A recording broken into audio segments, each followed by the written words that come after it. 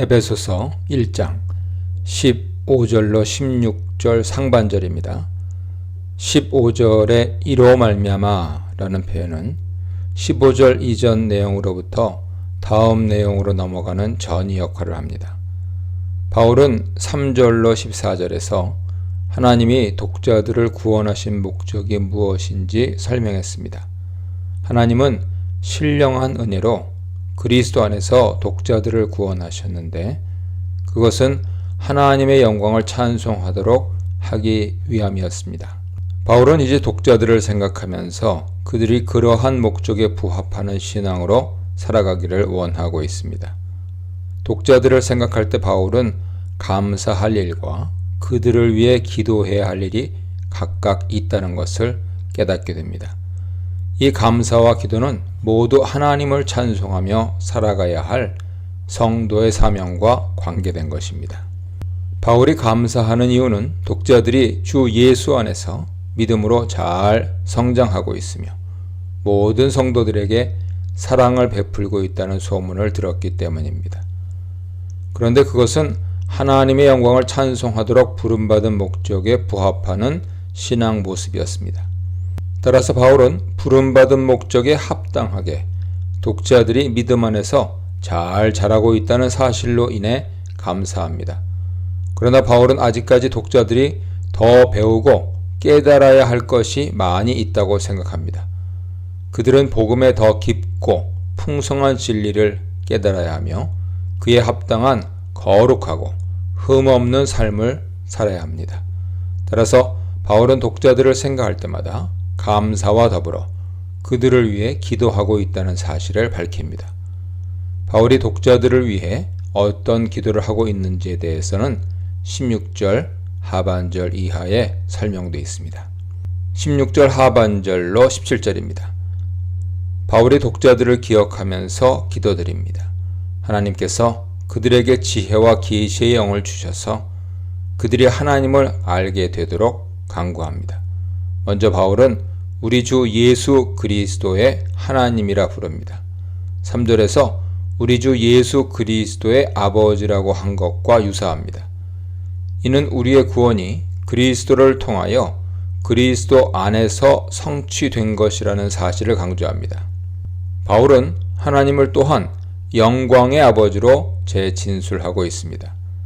영광의 아버지란 말은 하나님이 영광스러운 분이라는 사실과 더불어 그리스도를 통해 우리에게 주신 구원이 얼마나 영광스러운 것인지 강조하는 것입니다.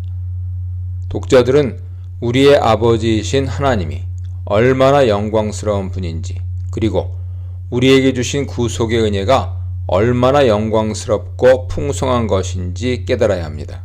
그것을 위해서는 하나님의 계시를 깨달아 알 수 있는 영적 지혜가 필요합니다. 따라서 바울은 하나님이 그들에게 지혜와 계시의 영을 주시기를 기도합니다. 바울이 단순히 지혜와 계시의 깨달음에 대해 말하지 않고 지혜의 영과 계시의 영이라고 말한 이유는 그것이 영적 지혜에 속한 것이기 때문입니다. 하나님의 구원 계획에 대한 지식은 세상적인 지혜나 학문적인 습득을 통해 알 수 있는 것이 아닙니다. 그것은 하나님이 주시는 새로운 영을 받음으로 가능합니다.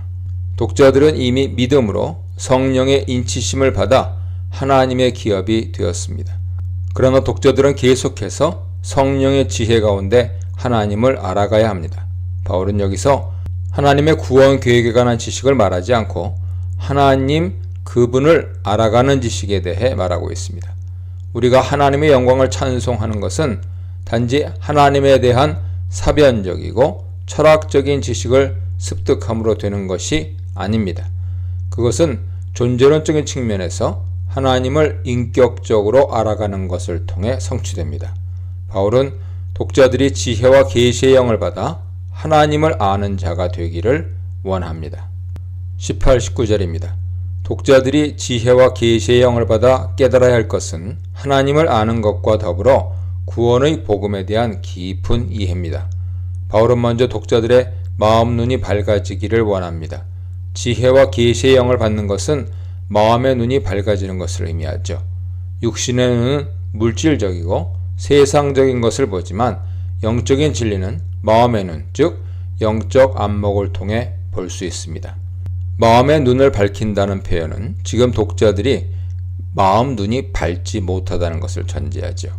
인간은 원래 하나님을 알고 깨달을 수 있는 영적인 안목을 가지도록 창조되었습니다. 그러나 죄로 인한 타락은 인간의 영적 안목을 어둡게 만들었습니다. 하나님이 주시는 지혜와 계시의 영을 받아 마음의 눈이 밝아지면 독자들은 세 가지를 볼 수 있게 되는데 그것은 소망, 영광, 능력입니다. 20, 21절입니다. 18, 19절에서 마음의 눈이 밝아져서 알아야 할 것 세 가지 중에서 바울은 특히 믿는 자들에게 베푸신 능력의 지극히 크심에 대해 강조했습니다. 20절로 23절은 그 크신 하나님의 능력이 어떻게 나타났는지에 대해 설명합니다. 먼저 하나님의 능력은 그리스도 안에서 그의 부활과 만물의 통치자와 주권자가 되게 하심으로 나타났습니다.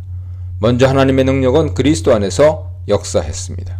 여기서 역사했다는 것은 일하셨다는 뜻인데 하나님은 오직 그리스도 안에서 일하시고 그리스도 안에 있는 자들을 위해 일하십니다. 그러므로 그리스도 안에 있지 않은 자들은 하나님의 능력을 알 수도 없고 경험할 수도 없습니다. 그리스도 안에서 일하신 하나님의 크신 능력은 그를 죽은 자 가운데서 살리시는 것으로 나타났습니다. 그리스도의 부활처럼 역사적인 사건은 없죠. 그리스도의 부활은 우리에게도 그와 같은 영광스러운 부활을 약속하는 사건입니다. 하나님은 그리스도를 살리실 뿐 아니라 만물을 다스리고 통치하는 권세를 주셨습니다. 하나님의 보좌 우편에 앉으심은 그리스도의 초월하심과 만물 위에 있는 그의 주권을 의미합니다. 통치와 권세와 능력과 주권은 모두 비슷한 의미로 그리스도의 절대적인 권세를 강조합니다. 그의 권세가 미치지 않는 것은 없습니다. 그의 권세는 먼저 공간적인 측면에서 하늘과 땅, 그리고 시간적인 측면에서 이 세상과 오는 세상을 포함합니다. 22, 23절입니다. 그리스도 안에서 일하시는 하나님의 능력이 얼마나 크고 위대한 것인지 바울은 계속해서 설명합니다. 하나님은 만물을 그의 발 아래 복종케 하셨습니다. 여기서 그리스도의 주권의 완전한 행사는 그가 만물의 머리가 되는 것으로 표현됩니다. 육신의 모든 지체가 머리의 지시에 따라 움직이듯이 만물의 머리 되신 그리스도의 명령에 따라 만물이 움직입니다.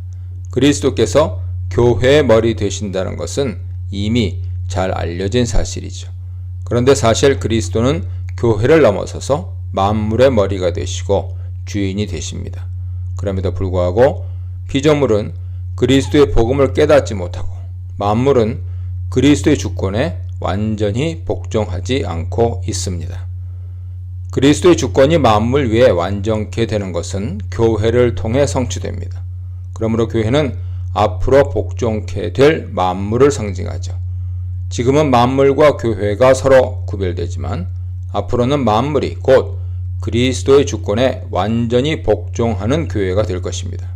지금은 교회가 그리스도의 몸입니다. 그러나 교회를 통하여 장차 만물 안에서 그리스도의 주권이 충만하게 행사될 것입니다.